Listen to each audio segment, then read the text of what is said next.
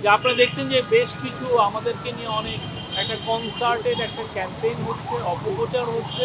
তো সেই বিষয়ে আজকে মিটিংয়ের থেকে বিএনপির তরফ থেকেও একটা বার্তা দেওয়া হয় যে ন্যাশনাল ঐক্যর কথা বলা হয় এবং প্রফেসর ইউনূস আমাদের প্রধান উপদেষ্টা উনিও এই ন্যাশনাল ইউনিটির কথা বলেছেন যে জাতির সমস্ত ইউনিটির ক্ষেত্রে, জাতির স্ট্যাবিলিটির ক্ষেত্রে উনি সবার মধ্যে ইউনিটির কথা বলেছেন। সেটা এবং স্টুডেন্ট, ছাত্র, জনতা, হিন্দু, মুসলমান, খ্রিস্টান সবার মধ্যে উনি ন্যাশনাল ইউনিটির বার্তা দিয়েছেন। আমরা এই বিষয়ে যা যা করার দরকার আমরা সবগুলো পদক্ষেপ নিয়েছি।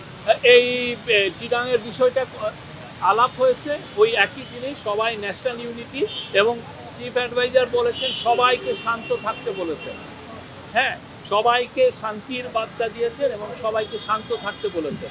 আমাদের তরফ থেকে আমরা চিটাং মেট্রোপলিটন পুলিশের থেকে যেটা পেয়েছি যে মোট ৩৩ জনকে অ্যারেস্ট করা হয়েছে। তার মধ্যে ৬ জন হচ্ছে যাদেরকে ভিডিও ফুটেজ দিয়ে শনাক্ত করা হয়েছে এবং তারা সাসপেক্ট হচ্ছেন, এই মার্ডারের তাদেরকে সাসপেক্ট হিসাবে ধরা হচ্ছে।